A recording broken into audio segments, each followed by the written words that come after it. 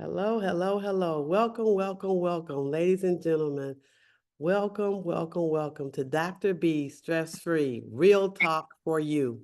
We are here each and every Tuesday at 7 o'clock Eastern Standard Time. And, we're just talking about a lot of things that are going on in the world today. So, we're talking about health because without your health, you have nothing. We're also talking about wealth because without wealth, you can do nothing. And then we're also talking about entrepreneurship because in today's society, I think it's so important for our youth and for people to understand how they can make money. A lot of people don't even want to go in the office anymore. They want to make money from home or wherever it might be. So I definitely am into entrepreneurship and being able to just kind of control your own life, right? As well as I'm also very, very much interested in politics. Yes, I call them politics because every day is, as we look at the TV and we listen to people, we really have to do our research. It is just so important to do our research in today's society because with artificial intelligence, which is something that we all need to come to speed on, we have to recognize now if you look at a picture, you got to look at it a couple times to even wonder if it's real or if someone has added something to it. As far as voting, you know, this election year is going to be one of the most important years for us to get out and vote because our democracy is definitely being attacked. So I'm just thinking in terms of all the things that are going on in the world, people are just restless, and a lot of our youth just don't know what's going on, and a lot of our adults don't know because they've tuned out. But now is not the time to tune out. And, we have to, work together, take care of each other. And, I think about the children a lot of times. And I know even when I was running for state rep, it was interesting that they want to control a woman's body. They want to tell us what to do and how we need to do it. But when the child gets here, they want to vote against free breakfast. They want to vote against free lunch. They really don't want to give you the money to take care of the child after it's here. So I truly believe what's going on is that, there's a lot of extra things that are going on. There are some races that are about to be extinct, okay? And then there's other races that are becoming, as far as the thinking, overpopulated. So could that be a reason why they want to all of a sudden control women's bodies? Oh, I can go on and on and on with the politics, the politics, but what I do is I don't just talk about it, I read about it, I learn about it, I educate myself, and our goal is to educate, motivate, and elevate our communities. With that saying, every week we're here, we have had a lot of professionals. That's all I'm going to have on here, not to say, and everybody's a professional in my book. If you're doing something that's successful and you have your licenses and you have your credentials, and so no one can question what you're saying and how it's being said and your history and all of that, I want to hear your story. I've had phlebotomists on where they have mobile blood mobiles. We've had a couple of people that were able to mental health professionals that are licensed that can help us. And in today's society, a therapist needs a therapist, and it's okay to not be okay. And we need to make sure in our communities that people understand that mental health is key and it's okay to get help. So we've had several mental professionals, health professionals on. We had a chiropractor on, and she was out of Florida, Orlando, Florida, and I'm going to see her. I've never gone to see a chiropractor before. I told her just a comment of crack your back don't sound good, but she done such a good job on here. She said sometimes it's important. So I know Miss Lucy's on there. That's my pickleball person. Now y'all got to tell her she's been videotaping me and she knows my story in Florida. But Miss Lucy is very, very active, and we have a good time. And so me and her might just go see the chiropractor and Miss Jan. I got a couple people down here. So, anywho, let me get back on track. Let me talk about the young lady who's going to speak today. And she has done a lot in our community. And she's a compassionate educator in the child welfare community. You know what's interesting to me? We talk about all types of businesses. We hear about all different types of ways to make money. I hardly ever hear anybody talk about the foster care arena. Isn't that interesting? We have so many children that need homes, so many children that we can take care of or help or assist in some type of way, shape, form, or fashion. And I believe that we need to continue to promote that. So she has contracted with Oakland County Schools for early on services at Wayne State University. This is out of Michigan as a research educator. She's worked for the state of Michigan as a resource family recruiter and foster parent supporter. She's a group facilitator. She's done that for many years. She has over 50 years of experience as a foster care, adoptive, and kinship parent. And so I'm just really, really excited. She's an annual presenter for the state of Michigan Foster and Adoptive Parent Conference. And she's also a devoted wife and has been married to Dr. William Liverman for 47 years. Oh my goodness, you just need to come on here and talk about how to be married for 47 years. That's going to be another topic. I'm serious about that.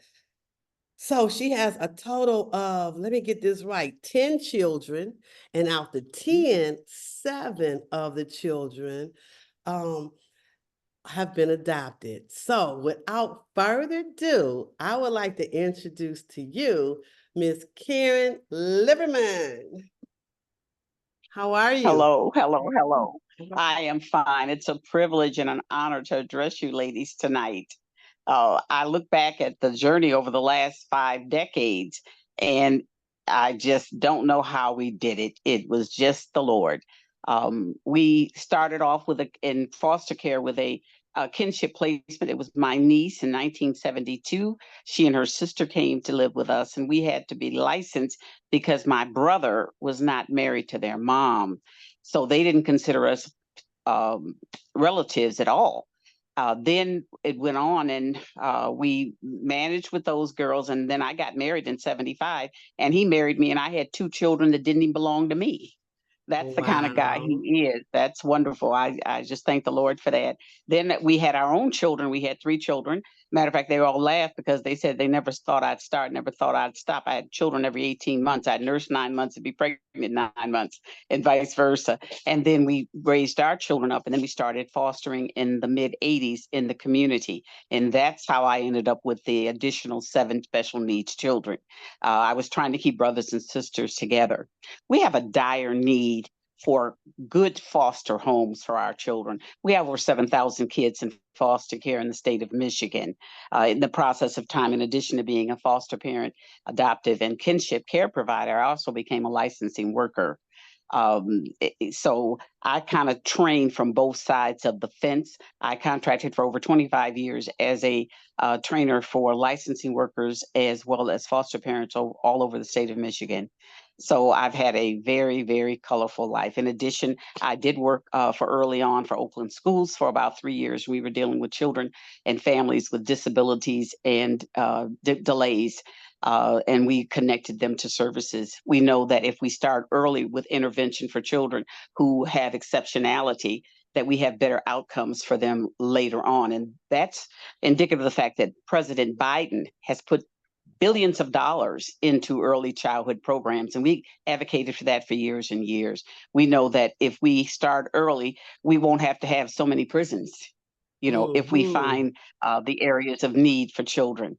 So, but even that is interesting because with him putting so much money in early childhood, I'm also a Head Start teacher. I did a lot of stuff.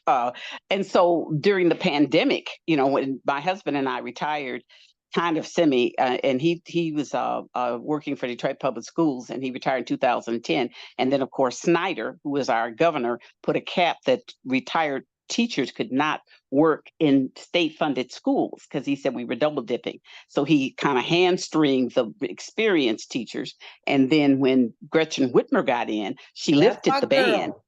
That's mine too. And so we were able to, they didn't want the old people before the pandemic, but after the pandemic, the young people wouldn't come back. They gave us sign-up money to come back into the classrooms. And he and I both went back. I went into Head Start, and my husband went back into high school teaching chemistry and the sciences. So that's kind of an outline of us. We Wow. have a life of loving children. Kids can't have too many people to love them. And we basically don't value our children in this society. Just like you mentioned before, Doctor, when they start cutting with the young people, with the food programs for the kids and the old people. They nip at both ends, which is tragic. Last year, well, it was in 2022, they asked me to run. It was just weird. I got a phone call and the comment was, I understand you had an interest in running for state rep. And I said, no, I don't know where you got that from. And they got to talking to me and let me know they needed me for the community. And then I said, let me pray on it. Then the next week I get a call from a gentleman and the gentleman says, Dr. Bernard. I said, yes. He goes, this is Moses. I said, why your name have to be Moses? And I said, Lord, are you talking to me? So yeah, I did get in a race and I lost by like 1,000 votes, got over 20 something thousand votes. Wow. Yeah, I mean, that's pretty good for the area, Rochester Hills, Oakland Township area. But I learned a lot. I met a lot of people at the end when they realized they had a really good candidate. They want to ask a lot of questions. Well, who is she? Where'd she come from? Because I had never been in that arena. Then once they realized who I was, they were throwing money at me. Can you do an interview over here? Can you do a commercial over there? And they had me on a flyer with the governor. And so I felt good about that because during the pandemic, I sat there and I watched Gretchen Whitmer, our governor, handle that pandemic, and she handled it well. Marvelous. I was like, go Marvelous. get them, Gretch. I'll work for you for free. Never, ever, ever did I imagine they would have me on a flyer at the end of the day defending her, because some of the people was like, well, I'll vote for you, but I got to think about her or whatever. I mean, they were saying all kind of crazy stuff. I'm like, this is wild, but I had to get on the debate stage, had never done it before. And one of the things was the fact that, and that's when, Roe versus Wade came out and, all this extra stuff started happening. I'm thinking, this is crazy. Are they literally, make America great again? You know what that stands for? That stands for taking everybody back, putting everybody back in their place. And I don't know why we are not tuned in, and we have to allow our communities, we got to educate. Again, my motto is educate, motivate, and elevate our communities. And so many people are so unaware because they have tuned out. They have tuned out, they don't even understand who to vote for. They're just going by whoever their friends tell them to vote for. And I don't know what it is we can do and how we can do it. And the sad part about it, the kids are caught up. Like you said, there's 7,000 children in the state of Michigan right now that need a home or that are in, okay. In foster care. 7,000, that's a lot of kids. That's a lot of kids. And they are disproportionately African-American. Most of them are African-American. We have like 35% of the kids in care are African-American, and we are like 13% of the population. So it's disproportionate in our community. So how do you create awareness? Because again, I'm so glad that Ms. Rosa referred me to you, because I'm every week I'm here spreading the good word, just creating my whole goal is to create a platform and a community so that the people that are part of my community get educated. And every week they're going to get educated by someone. And there's no ties in no kind of way. We don't ask you for nothing. We don't motivate people to get on. We just ask them to share their story to educate us. Somebody's on, we need to mute. Okay. So, I guess that's how we start. Reach one, teach one, right? That's right. I worked for a group years ago, and it was called One Child, One Church. And I would go into the churches recruiting foster parents. Even within our community, even within the church community, there's a lot of skepticism about foster children. I had one preacher tell me that I had to be careful about raising those kinds of kids in my home with my children. I said, I beg your pardon, Pastor? He the pastor. Said, well, you got to be careful because they're bad seed. I said, no. I said, they're victims. People who were Exactly. supposed to love them and nurture them betrayed them because of various reasons. So I told him, I said, I'll pray about it. And I did. And I didn't hear voices. And I don't go back saying Karen is listening to voices and hearing voices. I didn't Mm. have a burning bush and I didn't have a cloud speaking. But in my heart, I felt God said he loves adoption and fostering. And he put me in remembrance of Moses. You've already mentioned Moses, who had was put into the home and adopted by Pharaoh's sister. So he was raised with royalty. Then he put me in the remembrance of Esther, who was the queen, and she was being raised by her uncle Mordecai. That was a kinship. The Bible didn't call it kinship, but I'm calling it kinship. And then, of course, we know Jesus had a foster father named Joseph. Yeah. So God likes fostering and adopting, but sometimes we have to get just increase our coast so that we can be more inclusive to other children who are in need that are different from our children. Every time I got a child, and I ended up getting the ones nobody wanted, nobody could keep. They end up in my home, and through the Mhm. years, we've had great outcomes. I have a daughter I got as a teenager, and when I got this child, she was 13 and in a gang in Detroit Public, and she's gotten kicked out of Detroit Public Schools for beating some kid up with a lock. And she was running away and doing a lot of stuff. But I had her baby sister that I picked up from the hospital at 4 days. And I knew Mm. the kid was a good kid with potential, but needed structure. So we Mhm. brought her into our home, and I told her, I said, you got to go to all girl Catholic school with my girls. And she said, oh, no, nothing but lesbians up in there. I said, they're not lesbians. They're just girls concentrating on education. We prayed and we worked hard, prayed hard, and cried a lot. But her last year as a senior at Lathrop High School, she had a 4.0 for the entire year. Wow. Fast forward now. And then she told me, she said, we're church folks. So I told her, I said, you got to go to church. She said, I don't believe in God. If God was God, he would stop my mother from the men using me in the crack house and all that stuff that she went through on her journey. I said, no, I said, you got to come because everybody that I'm affiliated with for Substitute are all church people. We all in church on Sunday. So I said, you don't have to sing a hymn. You don't have to pray a prayer. You don't have to read a scripture, but you have to be present. And later on, she was first one getting ready for church. Fast forward, she's married to a pastor. She's a registered nurse Oh down in my Florida, gosh. working on her doctorate. She's got a master's in nursing. She's working on her doctorate in nursing right now. She told me, well, mother, dad's not going to be the only PhD in the family. Oh, I I'm going to be love one too. that. And but see, some of them can be pulled out of the fire. They just Yes, need someone to help them. They absolutely. need someone They to just need to be listen, someone loved. to be that, and they need a voice. They need an advocate, you know. And it's not easy. It's not for the faint-hearted, but it can be done. And what do we have to do in the community? Make ourselves a committee of one by spreading the word that we have children in care that need good homes. And if you can't take one of the children in, perhaps maybe you could be a mentor. Mhm. Within the various foster care agencies, they're always looking for community people to come in and provide services. I have a cousin, she was able to get in and she's a hairdresser. So she would go in and volunteer her services and do the children's hair. All of us know we feel good when we got a good haircut or we've That's got a good right. hairdo. So there are things that we can do at the services and the gifts that we have given to make them available to that community because sometimes they're just forgotten. People don't think about foster No. kids, Wow. and I've got story after story. I've got plenty good outcomes with the children that we got So out of the community. let me ask you this. So if someone wanted, are there different categories? Like if someone wanted to assist, and I like the part of the mentorship because a Hmm. lot of times it's just a matter of somebody that's going to talk to that kid, That's right. Take them out and for just lunch. and somebody that's not tied to them emotionally in any kind of Right. way.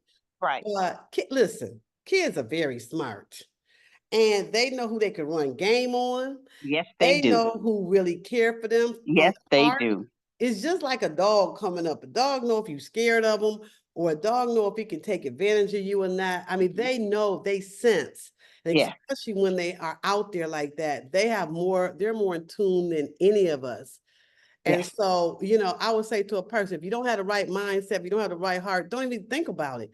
But No. there's a lot of people that don't even have children, Yes. and to bring in a child, now I always said if I adopted one, I'd probably want to get a baby. But at this point in my life, I think I'm too old for a baby.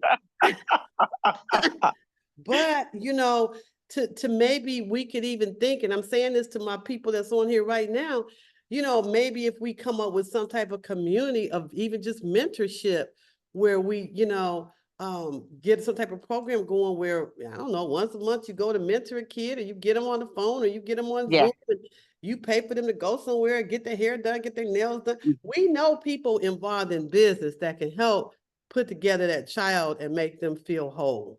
Yes, and that's important, you know, because a lot of them don't have exposures to even educational processes. Most of the kids that are in foster care, the state of Michigan at least will pay for them to be educated through a program called TIP, where they will pay for them to have free tuition and books, and sometimes even part of the dorm if they had been in foster care and go to a state-funded university like Western or Grand Valley or whatever, the public universities, the state of Michigan will pay for that, as well as junior college. But then if you're interested in becoming a foster parent, you have to be able to pass a criminal background check. You have to be able to pass the central registry for the state of Michigan, which states that you've not been convicted of cruelty toward old people or children in your past. You also need to have independent income. Some people get into this thinking this is a moneymaker. Well, I tell people when I train foster parents, I said, if you want to make money and you have a need, this is not a money maker. This is 24/7 care, very demanding work. And now if that you need money, Burger King and all them places, they're hiring for $18 an hour. You do your little shift and you go home. But this is 24/7 care. And if you divide what they give you as a stipend for keeping the children, it works out less than $2 an hour. You know, so if it's about money, this is not what you need to be doing. No. Because this is where you're going to spend your money. If you're doing what you need to do for these children, you're going to be dipping in your own pocketbook if you're doing it right. See, nobody could say this is a foster child that Karen has. This is an adopted child. This is her birth children. Everybody were the same. We all vacationed. I didn't leave nobody behind. We all did everything as a family. You know, so and I did teams. I'm still doing teams right now. I'm fostering 2 children. One of them is a 16-year-old autistic girl, and the other one is a teen mother. So I'm still out on the front line. Well, you know what? That's God's blessing you each and every day. Yes, And we he just is. need more and more people like you, because I tell you, again, and it's all about getting the word out and educating people. So what I want to do at this point, we've got an audience here. Does anyone have any questions or comments that they would like to ask Miss Karen? Any comments, questions?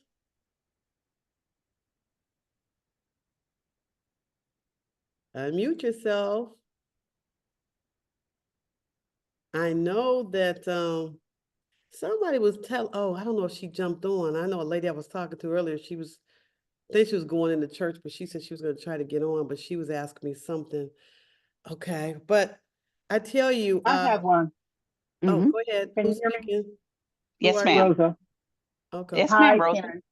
Hi You know what there. I've always wondered is how does this type of work affect you over the course of a child that you're raising?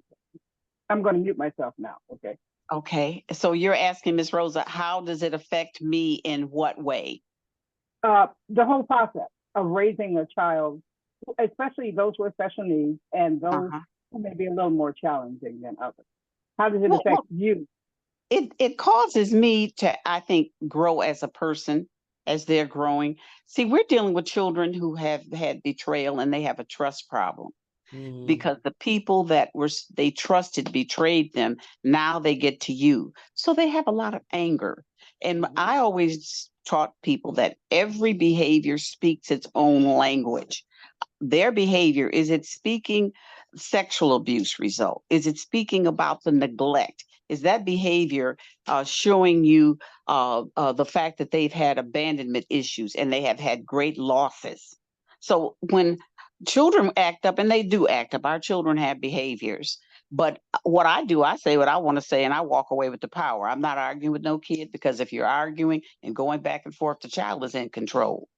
And you know, it takes them a while to trust you, so they're constantly pushing boundaries, kind of to see how far they can go. Our children benefit from structure and predictability, and so that's what I try to instill. We have schedules. We have rules. I have 3 rules, and they're simple. We're going to be respectful. We're going to be cooperative. That means do what we say the first time, and we're going to be safe, because safety for children who've been in unsafe environments is a big deal. So when you give them that structure, it provides safety and continuity, which they have lacked. Chores, everybody has something to do, you know. And so that too is part of routine and structure with children. So when and this, keep in mind, we're dealing with children who had absolutely no structure. They had no bedtime. They had no regular bath schedule. They had, sometimes the kids didn't have food. Matter of fact, that same girl I described earlier, she had turned herself in when she got to school, because she and her 2 brothers hadn't had any food for the whole weekend. They eat at school only. So we have children who have food insecurities, and so many of the kids that are in our communities are not eating regularly. And you can't learn if you haven't eaten. You gotta have a full tummy. So she walked to school that Monday. They hadn't eaten since Friday, and she told her teacher, she said, "We haven't had anything to eat since Friday when we left." So of course the protective service came in and got them. So all of these things are brand new learning experiences for many of the children. And there a lot of the acting out, and I just basically do teens. I've been doing teens pretty much for the last, pretty exclusively for the last 25 years, because nobody wants teens. You know, we have teens in institutional and residential treatment programs because there's nobody to take them. Another population that is underserved in our community is the transgendered, the LBTQ plus, because they got a lot of alphabet now. That community. And I take transgender females, because I've had about 3 of them, and they were in institutionalized care because no foster home wanted them. And then I had one of my friends who's a minister, her and her husband ministers. She said, how do you take those kind of kids? My religion prohibits me from having anything to do with those kind of children. I said, well, listen, my religion says Jesus came for the sick and the needy. Yeah, that's who he came for. And so I'm filling that role. I'm taking the ones that need, and they do need. And a lot of the problems that the teens present to us as foster homes and foster parents, a lot of it's just teen problems. It's not those kind of kids. It's all kind of kids. You're coming out of your tummy. Kids are kids. You know, and so, you know, and a lot of people try to make a big deal. Your own kid will roll eyes at you if you don't have that under control. Get some eye control going early. So the things that they do, a lot of it is just teen things. So we don't want you to be afraid of dealing with people in the community. I've also, sometimes we have to be supportive of birth parents. Out of all of the 7 children we adopted, we had 4 mothers, and all those mothers were raised in foster care themselves. Wow. So we're looking at generations of instability in our community. You know, for a long time, I didn't take white kids. I told them I didn't want fire setters or white kids. I wanted the children that I dealt with to benefit from our experiences and our financial support that look like me, because many of our children are lacking so much. But in the process of time, I did end up taking white children. I found out they were no different than the Black ones. They all just needed somebody to love them and stand up and show them that they care. Right. And like you said, they're no different. It's just, unfortunately, because of the disproportionate amount of our children that are in, you know, in that situation, you want to try to capitalize and be, you know, I get what you're saying. I did. Not so much the color for you, it was just trying to make the difference. Well, I didn't think at that time, because I've been doing this 50 years, that I was culturally competent, but I since have changed. You know, I've gotten, by dealing in these communities with these at-risk people, that's including the birth parents as well, they all need help. You know, all of my birth mothers needed someone to care for them too, you know. So in fostering, many times we do have to deal with birth families, but they're screened. If you're dealing with a birth family, it's a family that is working toward reunification. And the goal for fostering, when possible, is reunification for them to get back with their families. And of course, as they age out, they all want to get with their birth people, and I assist them. You know, I try to find mom, but the kids have fantasy thinking. They think when I get back to my mom, she's going to be clean from drugs. She's going to have a good job. She's going to have a house with a white picket fence and a little dog. And in actuality, usually the mothers are doing what they've always done. They haven't changed. Needle hasn't moved. But you do want to do betterment for all of them. And all of them are better by having people like yourself or your children or your neighbor or your cousin to come forward and work in this community. Wow. Well, I tell you, you have definitely enlightened me. Do we have any questions or comments for those that are on? Any other questions, comments from anyone? Well, I can't sit here and not make a comment. I'm sitting here in awe because I've learned quite a bit from Miss Lieberman, and a very good example of walking the walk and talking the talk. You know, very good example of doing that. My question is, and I would suspect that you're quite familiar with the ACEs, education movement, adverse childhood experiences, and with your rich history of working with children, how do you feel about finally we're trying to educate people to not to look at children and say, what's wrong with you, and changing that verbiage to what happened. Well, I'd like to hear your thoughts on that. It's sort of like what I was telling you, every behavior is speaking a language. So we have to not just look at the behavior, but what's behind the behavior. Why did they do that? Why are they acting that way? You know, so if we can partner even with the schools, because most of the kids we have been in several placements. I had one child, I was her 57th placement. Now you think about it, 57 possible school placements, 57 home rules, maybe 57 churches or synagogues or mosque or whatever. Would that not be enough to confuse you? Yes. So many times in dealing with my children, and they would have these behaviors they would exhibit, I would just say, well, Lord, would I be as well off as they are if what happened to them happened to me? You know, because all of my children had been sexually abused at one time or another. And when we talk about sexual abuse, we're not just talking about intercourse. We're talking about viewing pornography with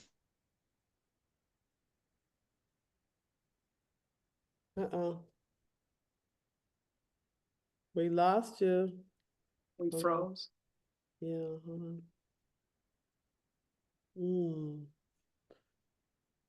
Miss Rosa, you might want to. One here. I've got four. My niece, who I got out of care in '72, and we kept her until her dad was older and stabilized.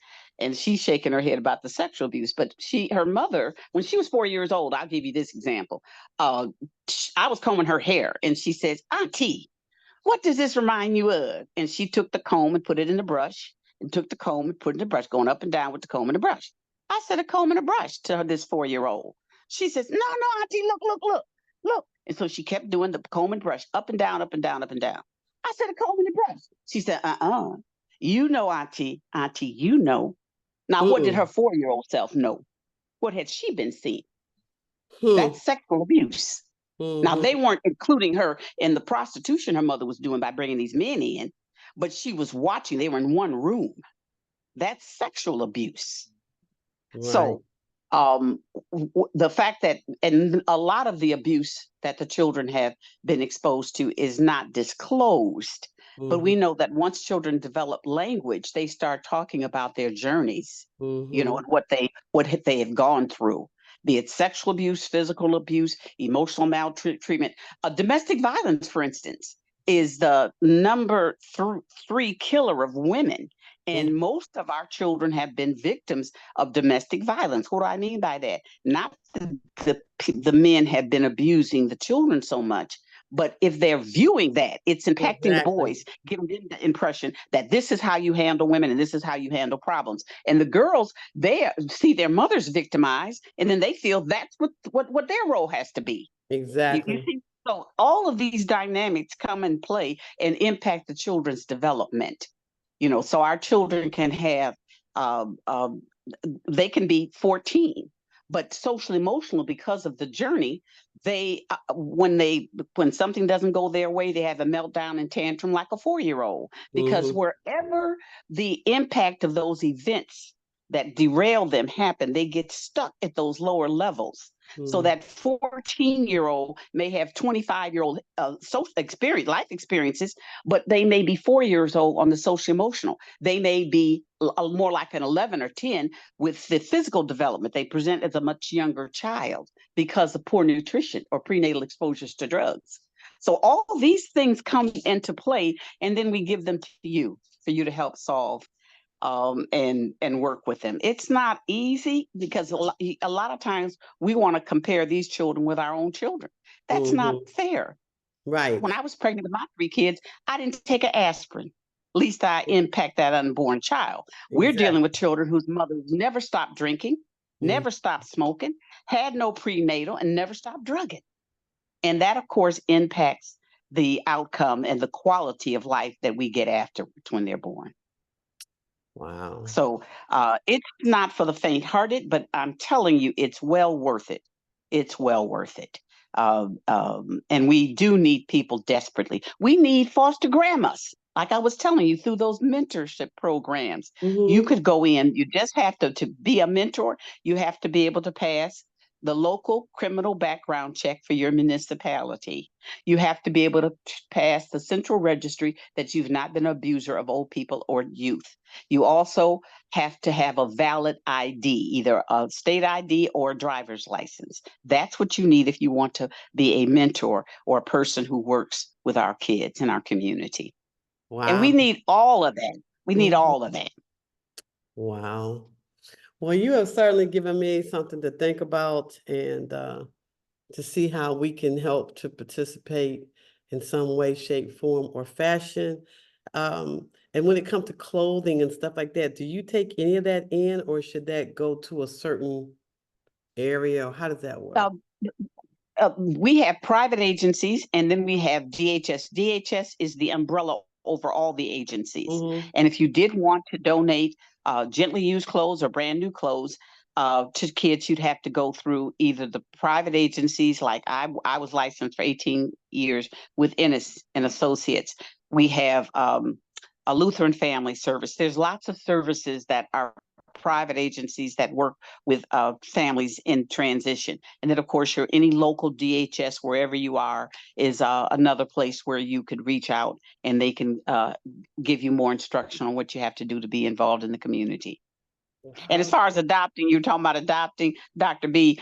I don't know how old you are, but they do have a cap on how old we are if we adopt. Because a lot of the kids come to me and say, well, I want to be adopted too. I said, I'm too old. They won't let me adopt anybody else now.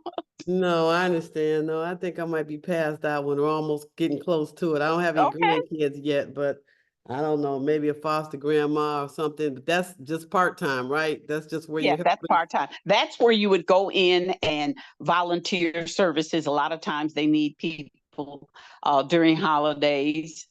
You know, if you get yourself registered with them, you could maybe include some of the kids on a lunch date or a picnic, a family picnic, or, you know, you could take them out, like you mentioned about hair and nails, take them to the nail salon and take them out to a restaurant. Matter of fact, one of the girls I have, her mentor's coming over tomorrow, you know, to take her.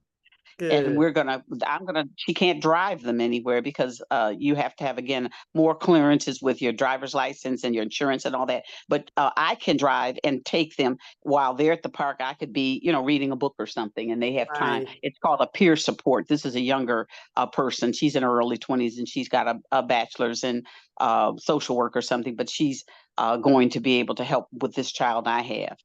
So Nice. there are all kinds of ways that you can help, but by spreading the word of the need to your church, mention it when they talk about what's going on, current events. Mention the fact that we have a great need for foster children. As the Lord lays on your heart, spread the word, because it's kind of an invisible population.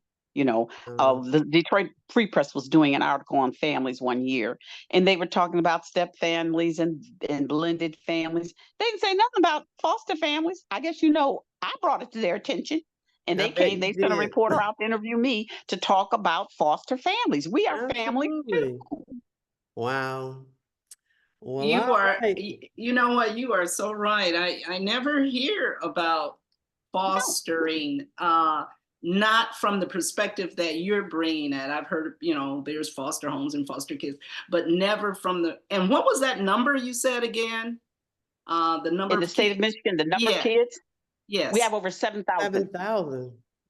in the state of Michigan that are considered homeless. They do not have stability. And Out of family care, these children. out of family 7,000. care. Right. That's sad. That's a lot.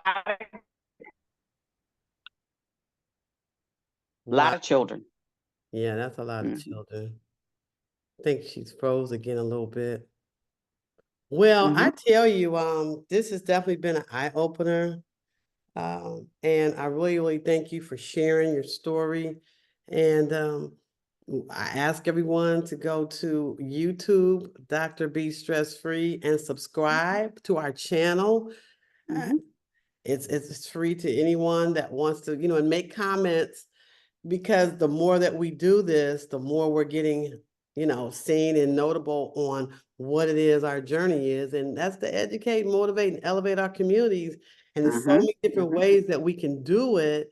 And as we're starting to build our speakership, what's also happening is that we're helping to build a community of people. Absolutely. That if we need this or we need that, we know who we can reach out and touch. So with that in mind, I'm going to end our show. And I want to thank everybody that has joined in with us and participate. And let's keep in mind, let's not let any child be left behind. And let's think about how we can make a difference for our foster care children, and just kind of keep it in the forefront when we hear people talk about kids or different situations.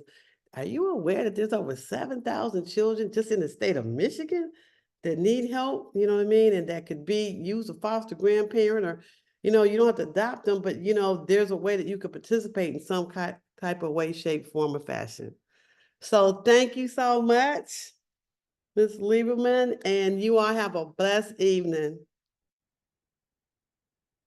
Bye. We'll see you next week, 7 o'clock Eastern Standard Time on Tuesday. Bye. Thank you. All right. Thank you. Thank you, guys. Thank you. Bye-bye. Bye. Bye.